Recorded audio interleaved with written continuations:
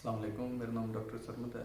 فالج یا سٹروک فالج یا سٹروک دماغ میں خون کی بندش، وہ خون کی شریان بند ہونے یا اس کے پھٹنے کی وجہ سے ہو سکتی ہے، جس سے باڈی پیرالائز ہو سکتی ہے یا اور فالج کے جو بھی مسئلے مسائل ہیں۔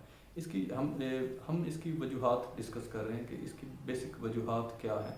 اس کی 5-6 بیسک وجوہات ہیں، جس میں بلڈ پریشر سر فہرست ہے، شوگر ہے، کولیسٹرول کا بڑھا ہوا ہونا ہے، سگریٹ نوشی ہے، شراب کا استعمال ہے، ایکسرسائز نہ کرنا، یہ بیسیکلی اس کی وجوہات ہیں۔